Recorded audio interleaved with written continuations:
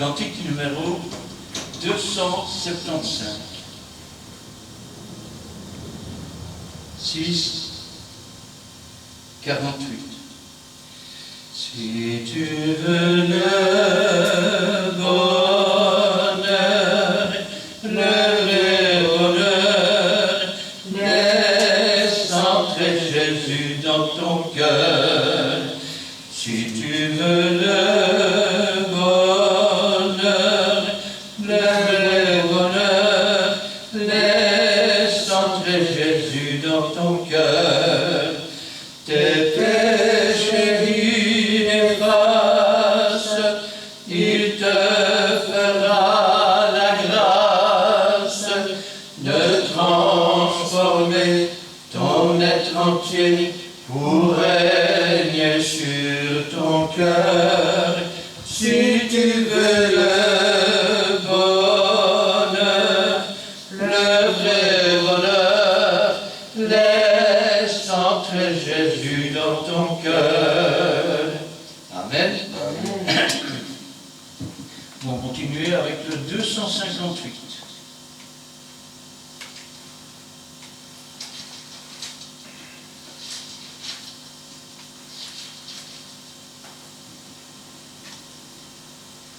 Trois.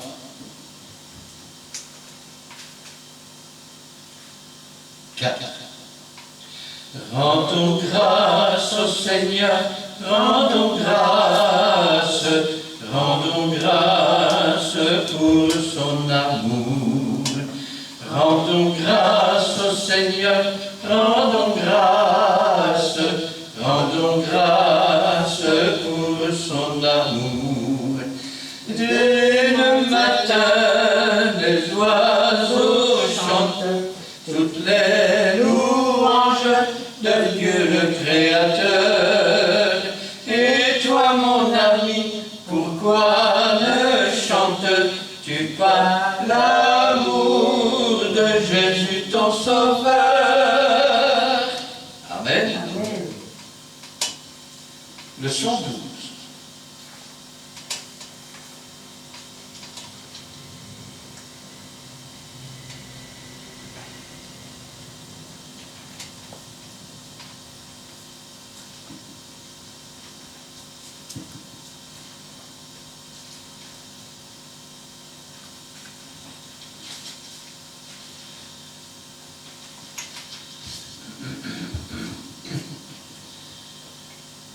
Six, 24.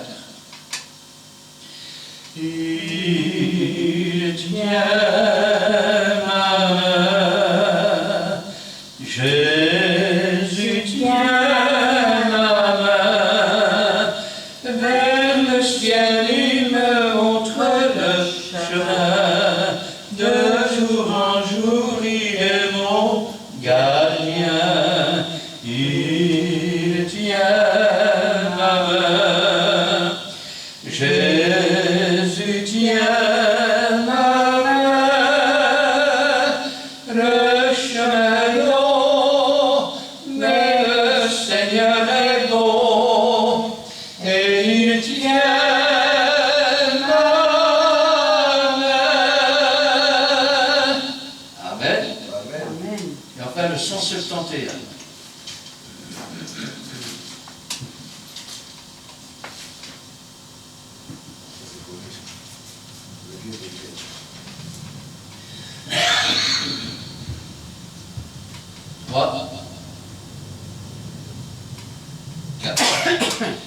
Les yeux fixés sur Jésus, je ne suis pas à part, car en lui j'ai le salut qu'il m'a acquis à Golgotha.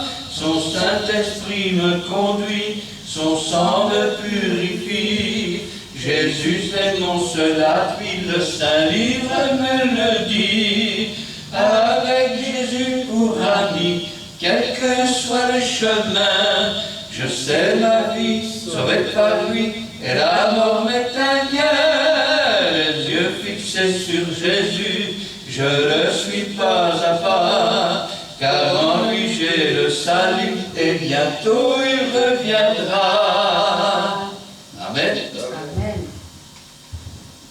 Cet après-midi, j'aimerais bien surprendre la parole de Dieu avec nous. Ça ne va pas être difficile à trouver.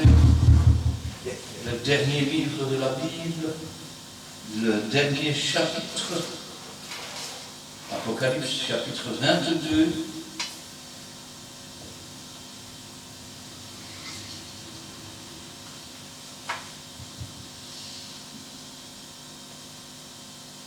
Et nous en parlerons à partir du verset 3, mais je ferai la lecture à partir du verset 1. Je vais demander à Lina de remettre la parole du Seigneur entre ses mains. Oui, Seigneur, merci pour ta parole que tu as préparée aujourd'hui pour ton peuple. Bénis aussi ton serviteur que tu as choisi. Efface-le, Seigneur, pour que ce soit toi qui parles à travers lui. Et dispose nos cœurs, Seigneur, afin que nous puissions recevoir entièrement cette parole, l'accepter, la méditer, mais surtout la mettre en pratique. Gloire te soit rendue dans le bon nom de Jésus-Christ. Amen. Amen. Et il me montra un fleuve d'eau de la vie, limpide comme du cristal, qui sortait du trône de Dieu et de l'agneau. Au milieu de la place de la ville, et sur les deux bords du fleuve, il y avait un arbre de vie, produisant 12 fois des fruits, rendant son fruit chaque mois, et dont les feuilles servaient à la guérison des nations. Il n'y aura plus d'anathème. Le trône de Dieu et de l'agneau sera dans la ville. Ses serviteurs le serviront et verront sa face. Et son nom sera sur leur front. Il n'y aura plus de nuit, ils n'auront besoin ni de lampe, ni de lumière, parce que le Seigneur Dieu les éclairera, et ils régneront au siècle des siècles. Et il me dit, ces paroles sont certaines et véritables. Et le Seigneur, le Dieu des esprits des prophètes, a envoyé son ange pour montrer à ses serviteurs les choses qui doivent arriver bientôt. Et voici, je viens bientôt. Heureux celui qui garde les paroles de la prophétie de ce livre. C'est moi, Jean, qui ai entendu et vu ces choses.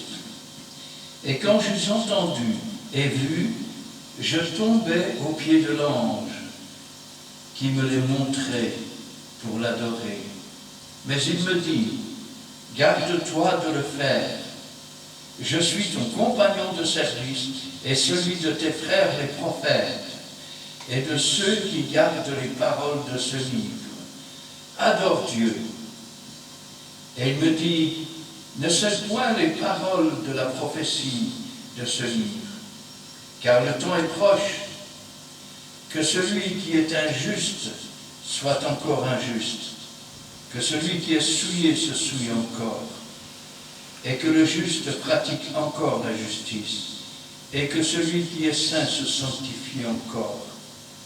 Voici, je viens bientôt, et ma rétribution est avec moi, pour rendre à chacun selon ce qu'est son œuvre.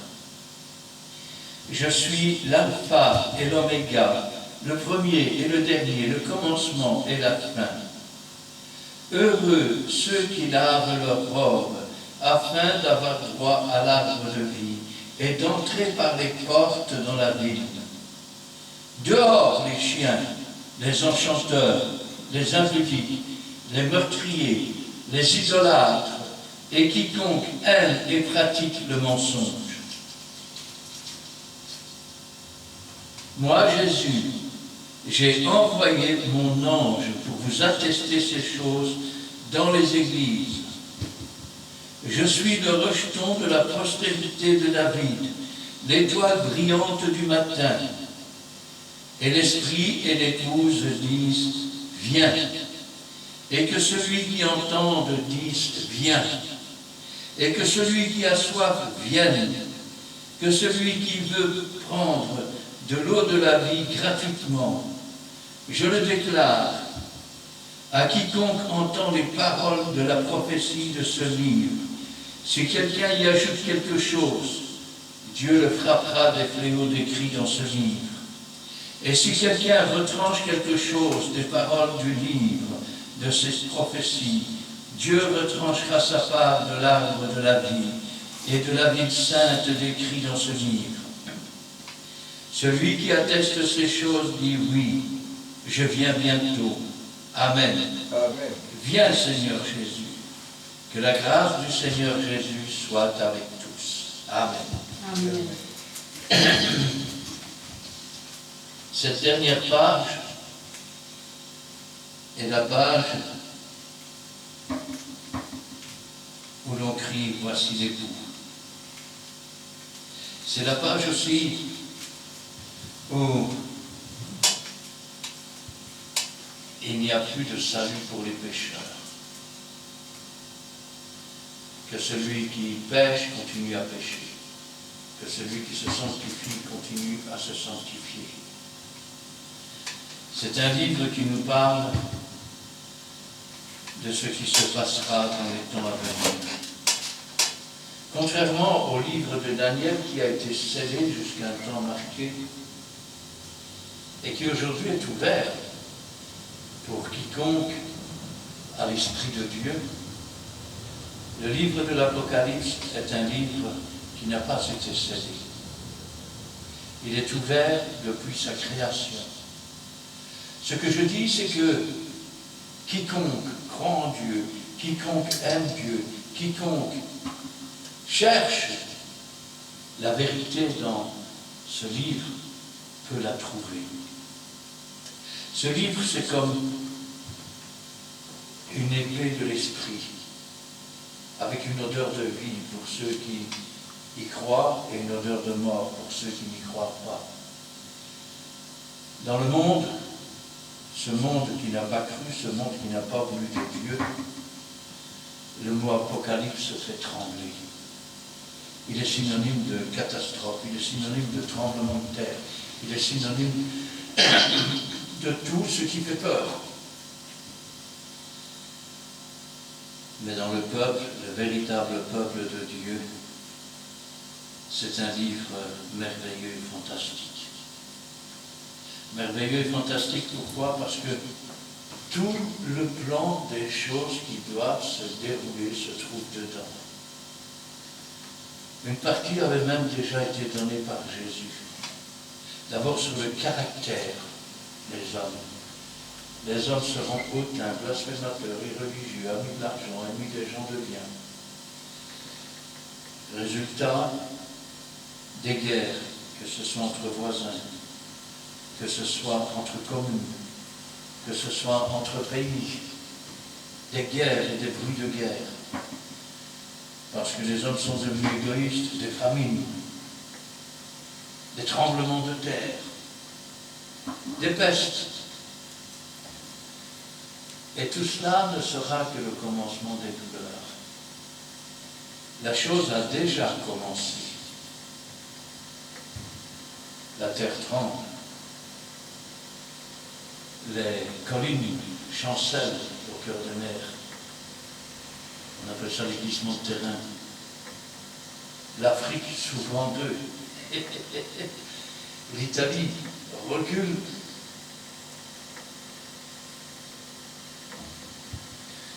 Nous avons des zones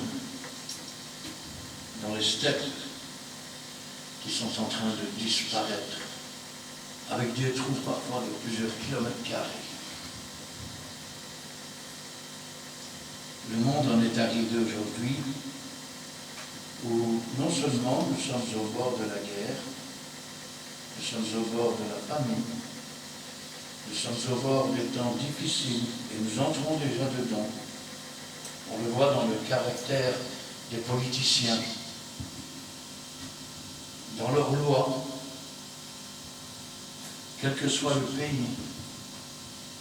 Ils se vantent d'être sages et ils sont devenus fous.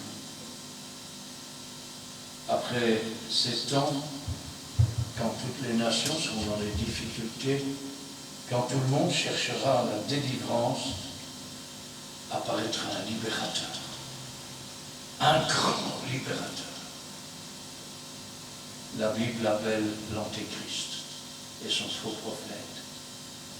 Il séduira beaucoup de gens. Puis il se mettra à traquer tous les véritables chrétiens. Et il mettra les deux chandeliers, c'est-à-dire les deux églises, les deux témoins, les deux oliviers. Il les mettra à mort là même où Jésus a été crucifié.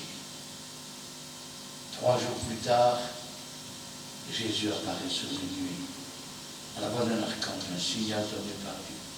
Et il va enlever son église dans le ciel. Ensuite auront lieu les noces de la nuit. Mais au moment de la résurrection, une partie d'Israël se rend compte qu'il a été trompé.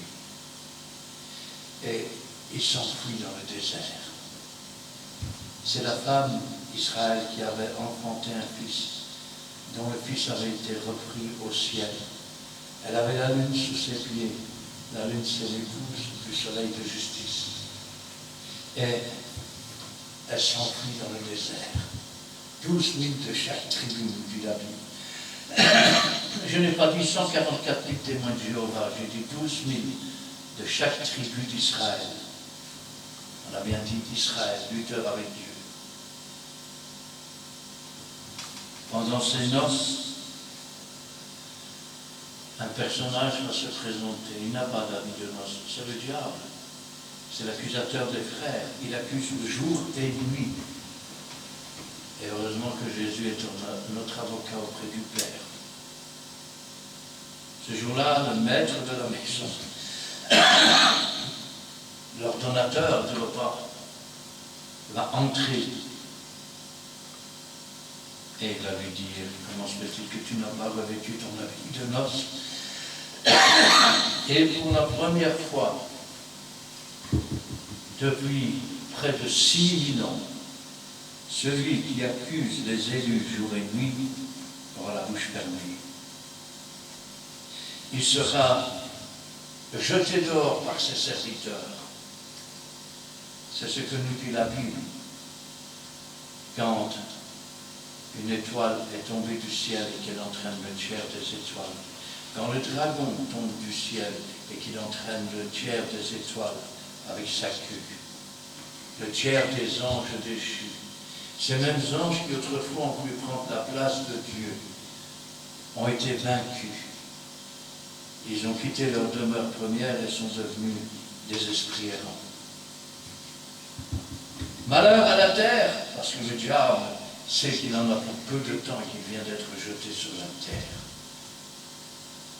Il va alors commencer à essayer de détruire les nations. Puis il va toutes les rassembler pour détruire le reste d'Israël dans la vallée du jugement de Josaphat. Ce sera la dernière grande bataille, l'avant-dernière grande bataille. Pourquoi? Parce que Jésus revient. Il revient avec nous. Et Jésus va combattre. Et tous ceux qui partiront se battre ce jour-là ne reviendront pas. Ils vont mourir. Il y aura du sang jusqu'aux morts des chevaux, à plus de 300 km à la ronde. Et Jésus établit son règne pour 1000 ans. Quand les 1000 ans seront terminés, les nations de Gog et de Magog se soulèveront. Elles investiront le camp des saints. C'est alors que Dieu le Père lui-même descendra sur son trône blanc. Et c'est là que tous ceux qui sont morts et qui étaient dans le séjour des morts, où il y a des pleurs et des grincements de dents, reviendront à la vie. Ils devront s'expliquer et seront ensuite jetés dans les temps ardents de feu qui ne s'éteint jamais. Ensuite, Dieu va rouler le ciel comme un manteau. La terre ne fut plus trouvée, et le ciel ne fut plus trouvé. Et Dieu va faire une nouvelle terre, des nouveaux cieux. Et sur cette terre, une cité. Une cité où Dieu va essuyer toute larme, où il n'y aura plus ni deuil, ni souffrance, ni douleur, parce que les premières choses auront disparu. Il n'y aura plus de soleil ni de lune, parce que Jésus-Christ sera le flambeau de la cité.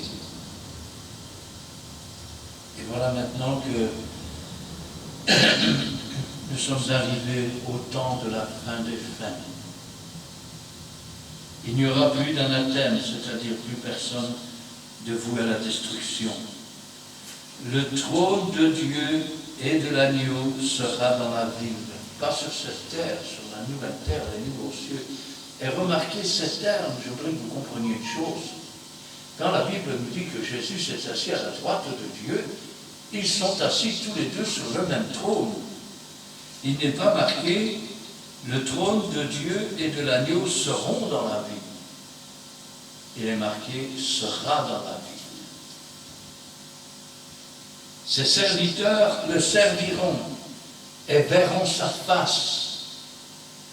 Après avoir reçu la rédemption de notre âme et la rédemption de notre corps, nous pourrons alors voir Dieu face à face. Et son nom sera sur leur front. Rappelez-vous que pendant le règne de l'Antéchrist, beaucoup inscriront le nom de la bête sur leur front et sur leurs mains.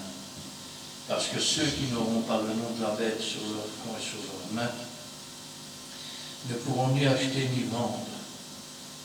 Mais ceux qui auront vaincu, le nom de l'Éternel sera écrit sur leur front. Et son nom sera sur leur front. Il n'y aura plus de nuit. Ils n'auront plus besoin de lampes, de lumière, parce que le Seigneur Dieu les éclairera. Et regardez, ils régneront.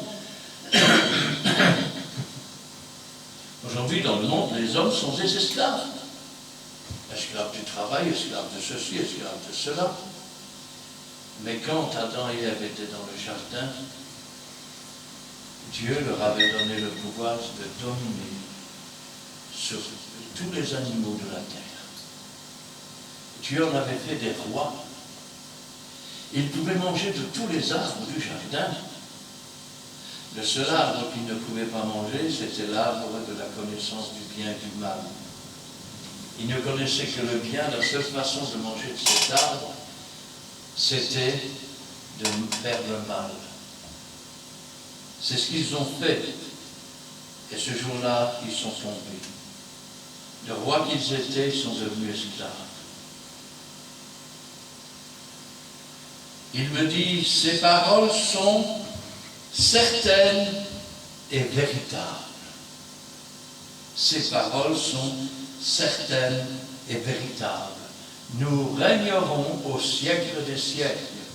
Nous serons des princes, des princesses, et nous régnerons avec Jésus-Christ. Il me dit, ces paroles sont certaines et véritables. Et le Seigneur Dieu des esprits des prophètes, le Seigneur Dieu des esprits des prophètes. N'avez-vous jamais vu que quand quelqu'un prophétise, l'esprit des prophètes est celui qui jauge ce qui est, ce qui n'est pas. Le prophète tient conseil. Il tient conseil avec Dieu. Et c'est l'ange de Dieu qui lui donne le message. C'est le compagnon de service de tous les prophètes. Quand le Seigneur dit, l'ange de l'Éternel campe autour de ceux qui le craignent, les anges ne sont pas là pour être adorés. Ils ne sont pas là pour s'agenouiller devant eux. Ils sont là pour nous apporter la parole de Dieu, le message de Dieu, la prophétie de Dieu. Ah, mais c'est vrai, le faux prophète ne connaît rien. Le faux prophète est inspiré par ses rêveries, par ses songes, par sa volonté, par ce qu'il croit être. Mais le véritable prophète reçoit son message de l'ange de Dieu, de l'ange des prophètes. Et cet ange qui donne le message, tout ce qu'il dit est oui et amen. Quand le prophète se lève, il ne se lève pas pour dire n'importe quoi, ça ne lui vient pas comme ça. Dieu lui a parlé, parfois une fois, parfois deux fois. Et ensuite, il obéit. Il se lève. Ainsi parle l'Éternel. Et croyez-moi que ce que sa bouche dit, son bras l'accomplit. Amen. Un prophète qui dit une chose et qui n'arrive pas, ce n'est pas un vrai prophète, c'est un faux prophète. Il parle par audace. Ne le craignez pas, de toute façon il sera puni de mort. Et il me dit, ces paroles sont certaines et véritables. Le Seigneur, le Dieu des esprits des prophètes, a envoyé son ange pour montrer à ses serviteurs les choses qui doivent arriver bientôt.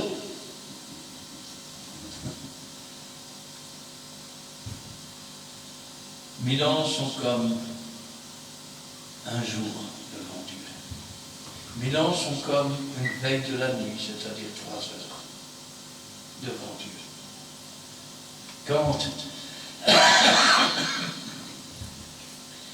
Quand le Seigneur parle dans le buisson ardent et que Moïse lui dit, mais quand ils me diront, quel est ton nom, que leur dirai-je? Et la voix répond, tu leur diras, je suis. Je suis. C'est la faculté d'un Dieu tout-puissant, d'être. Moi, je suis aujourd'hui, je serai demain, j'ai été hier. Mais Dieu, il est. Il est dans le présent, il est dans le passé, il est dans le futur. Et parfois, quand c'est nécessaire, pour nous sauver, il change le temps et les circonstances. Il ne fait pas ce qu'il peut, il fait ce qu'il veut. Et le Seigneur, le Dieu des esprits des prophètes, a envoyé son ange pour montrer à ses serviteurs les choses qui doivent arriver bientôt. Et voici, dit Jésus, je viens bientôt. Heureux celui qui garde les paroles de la prophétie de ce livre.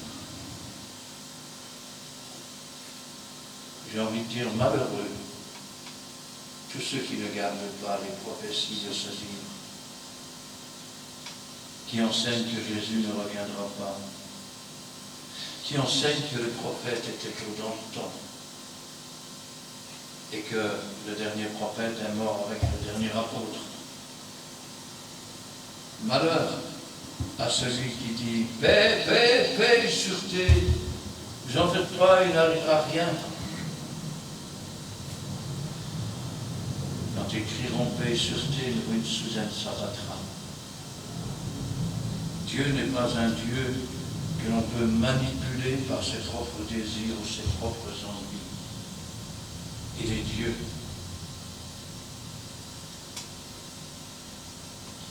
C'est moi, Jean, qui ai entendu et vu ces choses. Quand j'eus entendu et vu, je tombais aux pieds de l'ange qui me les montrait pour l'adorer. Jean nous montre une petite lacune. Pourquoi? Parce qu'il se met à genoux pour adorer l'ange. Or, l'ange est à notre service. Quand Dieu envoie son ange à Marie, c'est pour lui annoncer une bonne nouvelle. Quand Dieu envoie son ange à Zacharie, c'est pour lui annoncer une bonne nouvelle. Quand Dieu envoie son ange, c'est pour annoncer les choses à venir, les oracles de Dieu. Dieu le met à notre service. Il le met à notre service. Nous, tout ce que nous avons à faire, c'est de nous incliner devant sa parole, de la recevoir et de la transmettre. Dieu n'a pas besoin de nous pour ça. Il pourrait le faire lui-même, ou il pourrait envoyer son ange. Pourtant, regardez dans les premières pages de l'Apocalypse. Écrit à l'ange de l'Église, écrit au messager, écrit au pasteur de l'Église.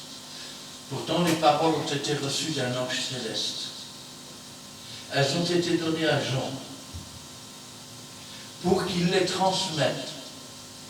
Ça veut dire que Dieu aurait pu se passer de Jean pour les transmettre. Mais Dieu nous fait l'honneur, Dieu nous fait la faveur d'être en quelque sorte un intermédiaire entre la révélation que l'ange nous apporte de la part de Dieu et le message transmis au peuple, afin que le peuple en reçoive aussi la révélation. Et quand j'eus entendu et vu, je tombais à ses pieds, aux pieds de l'ange qui me l'a montré pour l'adorer. Mais il me dit, garde-toi de le faire. Ne le fais surtout pas. Tu ne dois pas t'agenouiller devant les anges. Tu ne dois pas les adorer. Tu adoreras ton Dieu de tout ton cœur, de toute ta force, de toute ta pensée. Et pas les anges. Garde-toi de le faire. Regardez ce qu'il dit. Je suis ton compagnon de service. Dieu a mis ses anges à notre service. Et celui de tes frères les prophètes. Et de ceux qui gardent les paroles de ce livre. Garde-toi de t'agenouiller, de m'adorer, dit l'ange. Je suis le compagnon de service des prophètes et de tous ceux qui gardent les paroles de ce livre. Quand je pense à cela, je dis, Seigneur, regardez ce qu'il ajoute. Adore Dieu. Tu adoreras ton Dieu et lui seul. L'ange est un compagnon de service. Il nous accompagne dans le travail et dans le service. L'ange est celui qui tient conseil de la part de Dieu avec le prophète pour lui donner les instructions. C'est pour cela qu'il est marqué dans l'Ancien Testament. As-tu assisté au conseil de Dieu? Le prophète assiste au conseil de Dieu, parce que l'ange lui apporte le message et le délivre. Et il se sert de ce prophète et de celui qui garde les paroles du livre pour transmettre la chose, afin que la chose soit reçue. Il me dit, garde-toi de le faire, je suis ton compagnon de service, et celui de tes frères, les prophètes, et de ceux qui gardent les paroles de ce livre. Adore Dieu. Il me dit, ne scelle point les paroles de la prophétie de ce livre.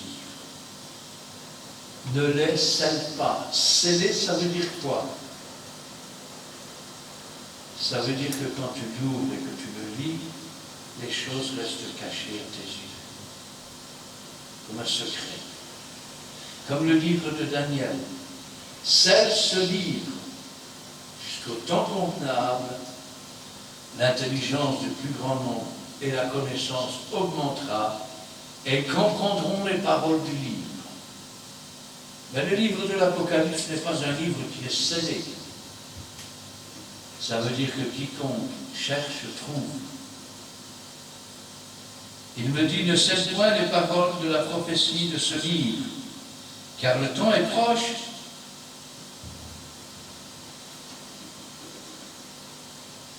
Le temps est proche. Nous sommes au temps où, dans ce passage, où tout est déjà écrit. Jésus sur la croix a dit tout est accompli. Le choix, c'est toi qui le fais. Personne ne fera ta place. Si tu ne veux pas de Dieu, tu veux marcher dans le péché, continue à marcher dans le péché, c'est ton problème. Dieu n'oblige personne. Dieu avertit, ou tu reçois pas. Le Saint-Esprit fait luire son soleil sur les bons comme sur les méchants, et Dieu aussi. Et il fait pleuvoir sur les bons comme sur les méchants, afin que personne n'ait d'excuse. Et le moment venu, la décision nous appartient. Mais rappelez-vous toujours que pour chaque chose, il y a une conséquence. Que celui qui est injuste soit encore injuste. Que celui qui est souillé se souille encore.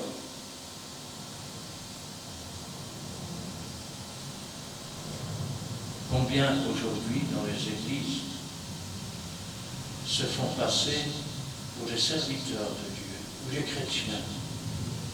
Mais dans la réalité, ils ne sont pas nés de nouveau. Ils ne sont pas nés d'eau et d'esprit.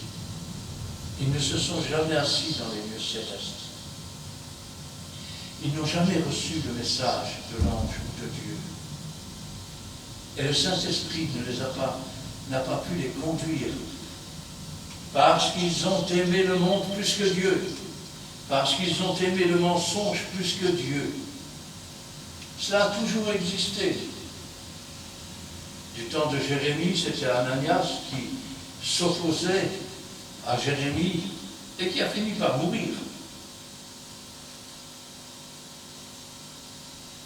Que celui qui est injuste soit encore injuste, que celui qui est souillé se souille encore, et que celui qui est et que le juste pratique encore la justice, et que celui qui est saint se sanctifie encore. Dieu invite à persévérer. Il dit, tu veux être un pécheur, un pécheur, qu'est-ce que tu veux que je te dise? Dieu n'est pas quelqu'un qui emprisonne ou qui oblige. Dieu laisse ce que l'on appelle le libre arbitre. Il te propose. Tu disposes ou tu ne disposes pas. Si tu préfères rester dans le péché, ben continue dans le péché, c'est ton problème. Si maintenant tu acceptes et que tu veux marcher dans la sanctification, alors continue à te sanctifier.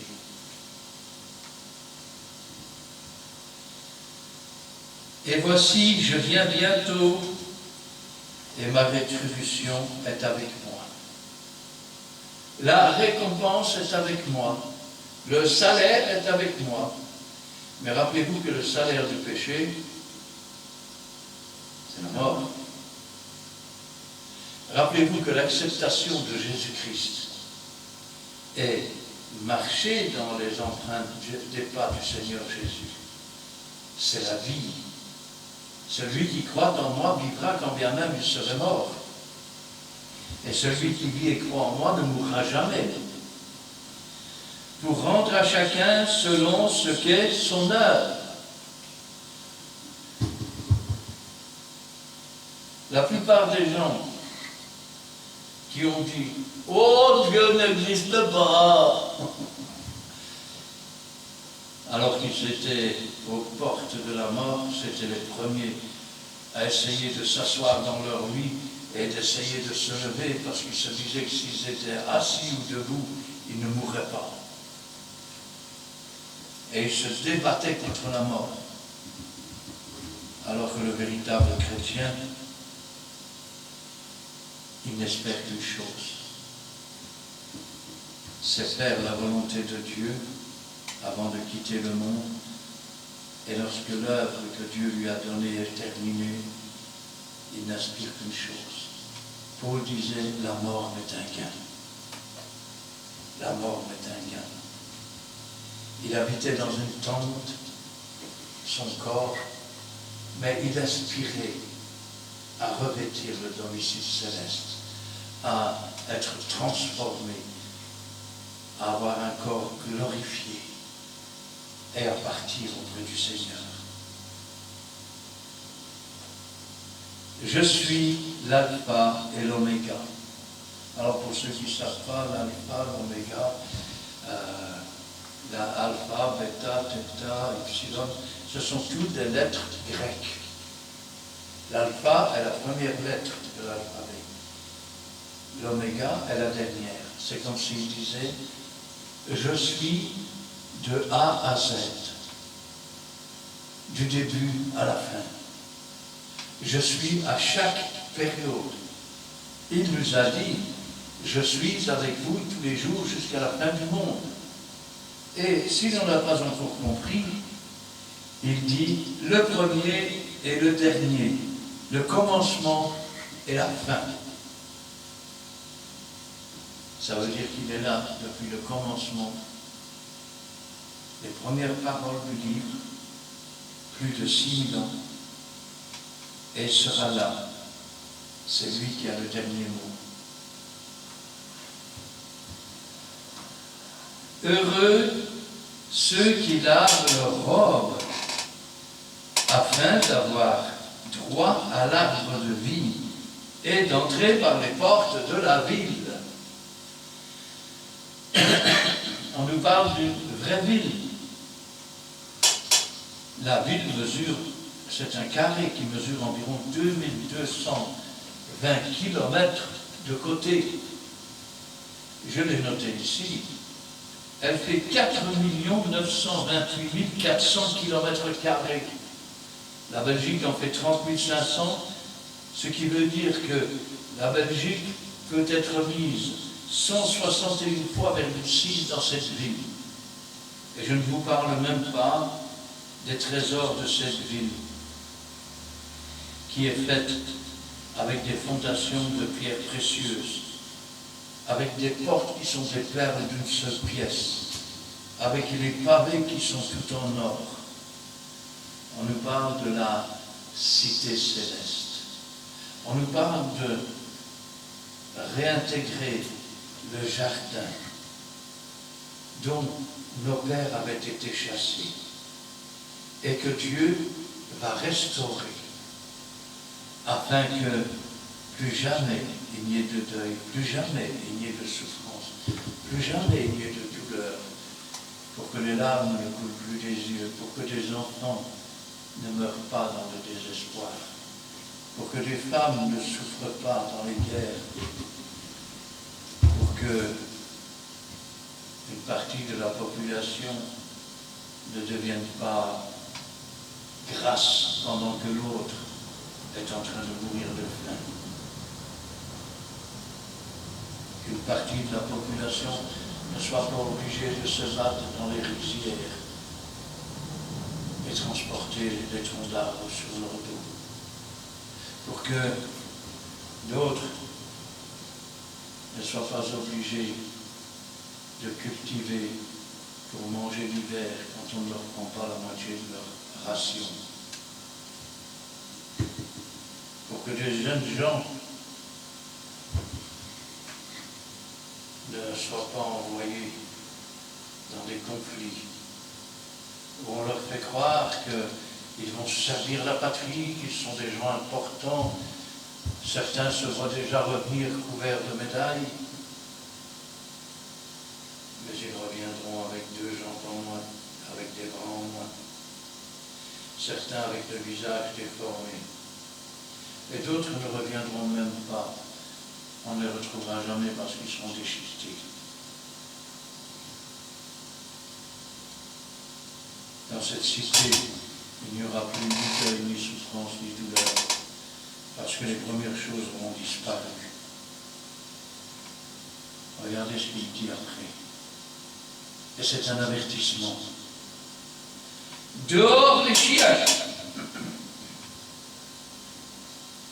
Le chien, c'est celui qui est retourné à ce qu'il a remis.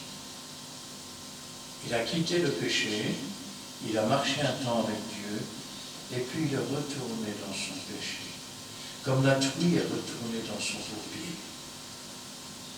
les enchanteurs.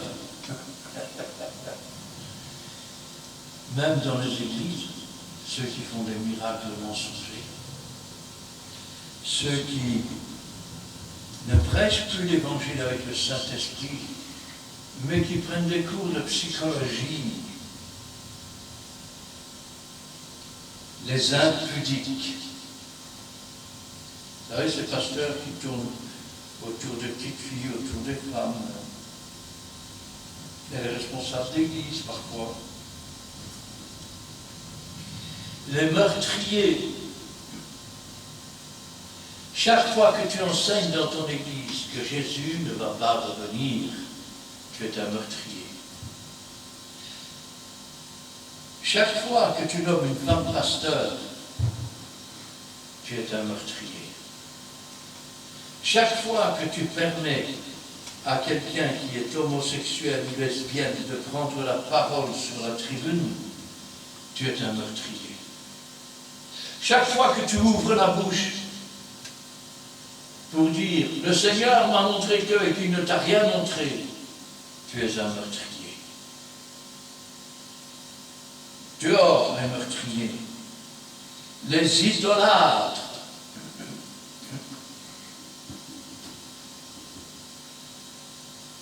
Qu'est-ce qu'on fait pour finir? On sert Dieu ou on se sert de Dieu? Et puis, si on avait à choisir entre Dieu ou autre chose, qu'est-ce que nous choisirions? Vous savez, un jour, je parlais avec un homme. C'était un homme qui avait beaucoup de biens. C'est bien simple, sa salle à manger, c'était la même, et je le savais parce que je l'avais déjà vu dans des magasins de luxe. C'était la même que celui de Carlos en Espagne, le roi Carlos. Et je ne vous dis pas son salon avec des dorures en or et tout. Nous étions à table et nous parlions. Et à un moment donné, je lui ai posé la question. Si tu devais choisir entre tout ton argent et Dieu, qu'est-ce que tu choisirais? La plupart des gens auraient dit, je choisis Dieu. Donc ça n'engage à rien. Hein? On peut toujours parler, faire autrement après. Mais cet homme était vraiment sincère avec Dieu. J'ai vu qu'il est entré en lui-même, il réfléchissait, puis il m'a regardé, il m'a dit, je ne sais pas. Et je lui ai dit, c'est ça ton problème. Tu ne sais pas qui tu aimes le plus.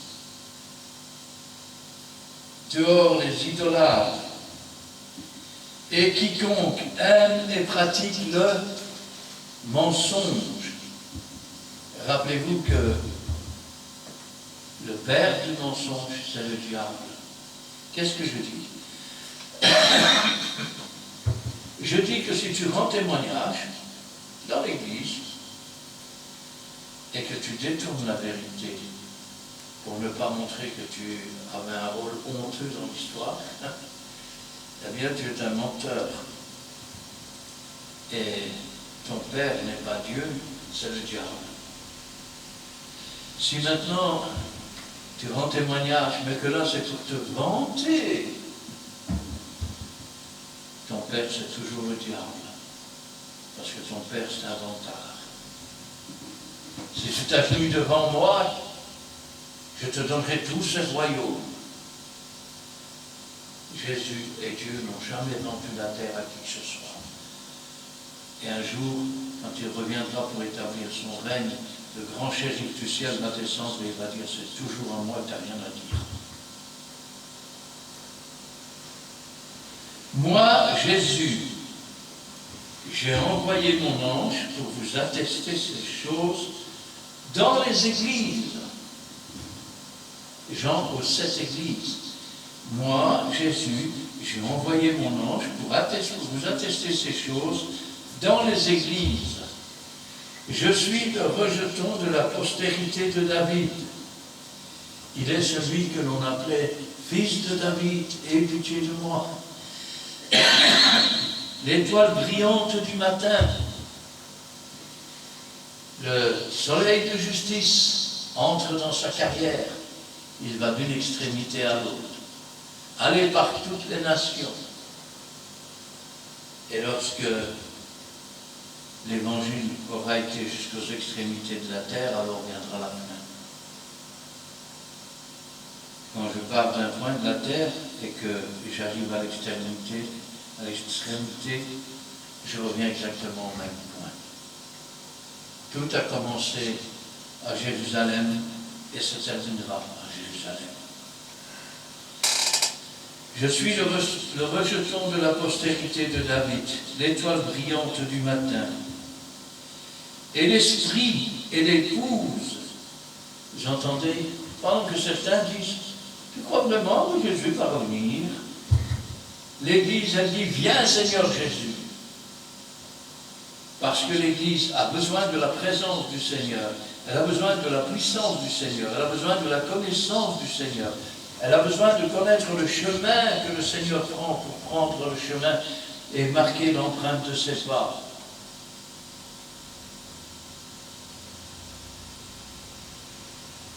Et l'esprit et l'épouse disent « viens ». Et que celui qui entende dise « viens ».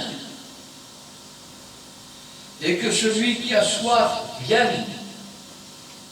Si quelqu'un vient à moi, des fleuves d'eau vive couleront de son sein. Il parlait de l'esprit que devaient recevoir ceux qui croiraient en lui. Venez à moi, vous tous qui êtes fatigués et chargés, je vous donnerai du repos pour vos âmes. Que celui qui a soif vienne. Que celui qui veut prenne de l'eau de la vie gratuitement. T'entends? Escroc. 1 000 € pour une bénédiction. 50 € pour une onction d'huile.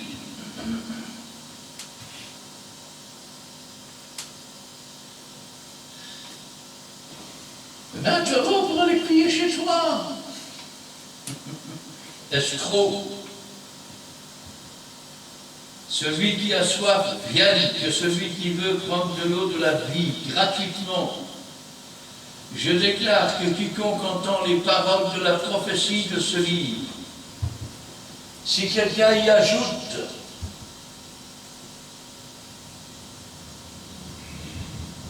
depuis quand, pasteur, ce sont les petits martiens qui sont venus peupler la terre? Frère, qu'est-ce que vous dites? Je dis ce que j'entends. Les extraterrestres sont parmi nous. Alors oui, c'est vrai, les extraterrestres sont parmi nous. Car celui qui appartient à Jésus n'est plus terrestre, il est céleste. Il est donc extraterrestre. Jésus est un extraterrestre dans le sens où il est céleste, dans le sens où il est esprit et vie. Mais les petits martiens, il n'y en a pas. Des lunatiens, il n'y en a pas. Vous savez, puisqu'on en parle, quand ils ont fait leur dernière mission, qu'ils ont envoyé une espèce de machine sur la Lune. Oui, parce que des hommes, ils n'en ont jamais envoyé, c'est un mensonge. D'abord, il n'y avait pas de technologie pour les faire repartir sur la Terre. Ensuite, les températures sont tellement élevées que près de 50 ans plus tard, on ne sait toujours pas envoyer quelqu'un sur la Lune. Désolé de devoir le dire.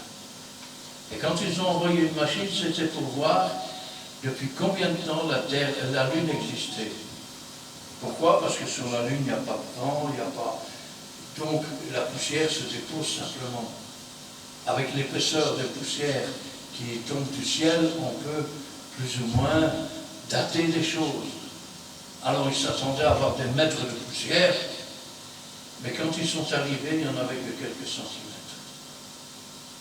Et là, ils se sont rendus compte que la Lune ne devait pas avoir plus de 6 ou 7 000 ans. Et quand je pense à cela, je dis, Seigneur, quand je pense que, vous savez, oui, mais on donne le carbone 14. Oui, d'accord. Alors laissez-moi vous dire que vous prenez un rocher, vous en mettez la moitié dans la mer, l'autre moitié au sec, La moitié qui est dans la mer, elle va avoir des milliards d'années. Pourquoi? Parce que les sels radioactifs s'évaporent dans l'eau. Et l'uranium, au bout d'un certain temps, il devient du plomb. Sauf qu'il y avait peut-être déjà du plomb à l'origine dans la pierre, à l'état naturel. Et que donc, la datation est presque impossible. Parce que quand vous prenez les deux rochers qui sortent d'un volcan, celui qui est dans l'eau, il y a 15 milliards d'années. Et celui qui est hors de l'eau, a environ 6 ou 7 000 ans. Vous me direz, oui, mais vous savez, on a retrouvé, oui. On a retrouvé dans les couches et des strates qui sont censées avoir des millions d'années, un arbre entier. Un arbre entier qui était devenu du charbon de bois. Alors dites-moi, il a vécu combien de millions et de milliards d'années cet arbre? Parce qu'il est tout entier dedans, donc ça voudrait dire qu'il a vécu des milliards d'années, que les poussières se sont accumulées petit à petit autour. C'est de la folie. Je le déclare à quiconque entend les paroles de la prophétie de ce livre. Si quelqu'un y ajoute quelque chose, Dieu le frappera des fléaux décrits dans ce livre. Si vous y ajoutez des petits martiens, Dieu vous frappera.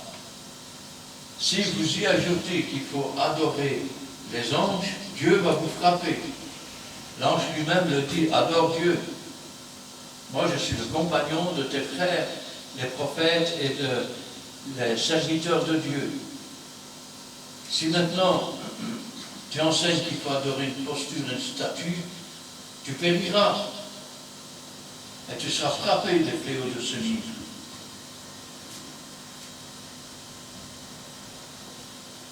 Et si quelqu'un retranche quelque chose des paroles du livre, de cette prophétie, Dieu le retranchera sa part de l'arbre de la vie et de la vie sainte décrite dans ce livre. Je vais le dire autrement. Parce que tu es dévoyé, corrompu, il y a des passages de la Bible que tu enlèves. Parce que si tu les lis dans l'Église, les chrétiens vont dire, oui, mais attends, la Bible elle dit ça, mais lui il fait ça. Tu seras retranché aussi de la vie sainte. Celui qui atteste ces choses dit, oui, je viens bientôt. Et celui qui atteste ces choses, c'est le rejeton de David. Quand vous entendez dans l'Église, c'est des histoires, Jésus ne reviendra pas. Jésus dit, oui, je viens bientôt. Je viens bientôt. Jésus revient. Il y a même un beau cantique qui le dit. Jésus revient, alléluia. Celui qui atteste ces choses dit oui, je viens bientôt. Amen. Amen. Viens Seigneur Jésus. Viens Seigneur au matin. Viens nous dire, viens, reste là toute la journée. Viens Seigneur. Que la grâce du Seigneur soit avec tous. Que la grâce du Seigneur soit avec vous tous. Ne vous laissez détourner ni à gauche ni à droite. Rappelez-vous toujours que le prophète reçoit son message de l'ange. C'est-à-dire que l'ange entre dans le conseil de Dieu, Dieu lui donne le message et l'ange apporte le message. C'est ainsi parfois que quand Dieu parle à son prophète, il parle dans des visions, il parle dans des songes. Et parfois, il parle comme on parle avec un homme. Mais quelles que soient les choses qui sont dites, Dieu parle, sa bouche l'accomplit. Il n'y a aucune prophétie dans cette Bible qui ne s'est jamais accomplie. Il y en a qui ne sont pas encore accomplies. Tenez par exemple, quand le Seigneur dit « vous voyez, en parlant du temple de Jérusalem, vous voyez de ces pierres, il ne restera pas ici pierre sur pierre qui ne soit renversée. Il y a toujours le mur de lamentation. Mais quand vous verrez toutes ces pierres démontées, ces pierres abattues, alors vous saurez que la prophétie est accomplie. Et quand vous verrez l'abomination de la désolation dont a parlé Daniel, établie là où elle ne doit pas être, sachez alors que votre délivrance est proche. Relevez vos têtes, que Jésus revient. Amen. Amen. Amen. Oui, Seigneur, nous te louons, nous te rendons grâce. Béni soit Dieu et gloire à toi. Ta parole, c'est la vérité. Ta parole, c'est la vie. Nul ne vient au Père que par toi, Seigneur. Et nul ne vient à toi si le Père ne l'a attiré. Nul ne peut être conduit dans la vérité sans l'Esprit Saint. Et nul prophète ne peut dire des paroles s'il ne la reçoit pas de l'ange envoyé par Dieu. C'est pourquoi, Seigneur, nous te remercions, car ta parole, c'est une lampe à nos pieds, une lumière sur notre sentier. C'est la révélation de tes paroles qui éclaire, Seigneur. Tu es celui qui est.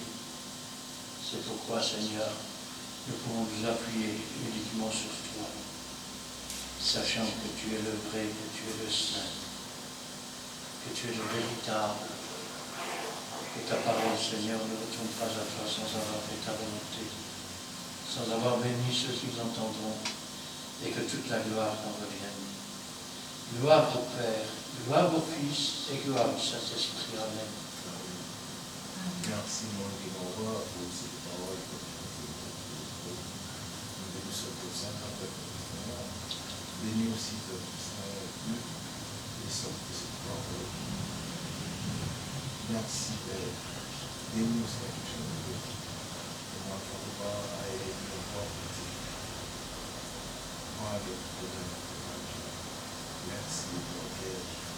Père, nous te remercions de ce que tu fais avec le Seigneur. Et nous avons passé devant toi. Quelle joie, quel bonheur, Père Seigneur. Et nous gardons pour dans le cœur, Seigneur. Merci de la Seigneur. Mon cœur, nous voulons te dire merci pour tout et à tout. Dans notre précédent Jésus-Christ. Amen. Amen. Merci Seigneur pour cet instant béni avec toi, Seigneur. Merci pour ta parole d'aujourd'hui, parole adressée à ton peuple. Oui, tu as parlé à ton peuple. Donne-nous, Seigneur, d'accepter les paroles de cette prophétie, de ce livre, de ne rien retrancher, ni rien ajouter, de mettre en pratique ta parole qui est vraie, de mettre en pratique tes commandements, afin d'avoir part à l'arbre de vie et de rentrer par les portes de la vie. Oui, Seigneur, tu nous as présenté cette parole, tu as ouvert nos yeux, nos oreilles. Nous avons accepté cette parole et nous voulons, Seigneur, la mettre en pratique. Et nous te disons, viens, Seigneur Jésus. Bénis-nous, Seigneur. Bénis, Seigneur, tous ceux qui te cherchent, Seigneur. Bénis tous ceux qui sont dans l'ignorance, que ton Saint-Esprit travaille leur cœur et conduisant toute la vérité. Interviens, Seigneur, pour nos familles respectives. Sauve, Seigneur, encore ceux qui veulent te connaître, Seigneur, qui veulent t'accepter comme sauveur et maître. Agis, Seigneur, dans tous les coins sombres de ce monde. Que ton Saint-Esprit, Seigneur, les conduise dans toute la vérité, dans ta lumière, Seigneur. Merci, Seigneur, pour ce que tu feras. Que ta grâce, Seigneur, repose sur nous tous, Seigneur. Amen. Amen. Amen. Amen. Eh bien, nous terminerons par le cantique numéro 2.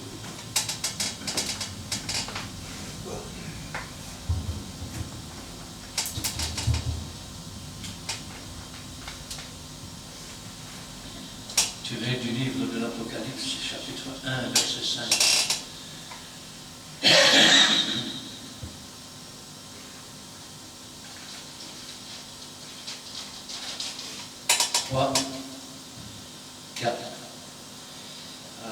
Celui qui nous aime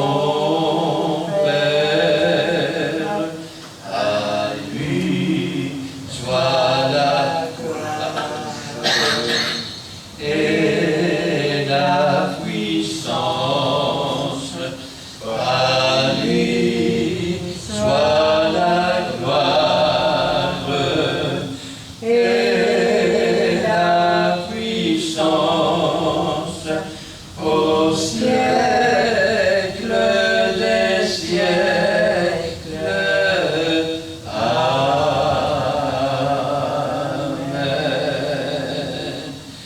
Amen.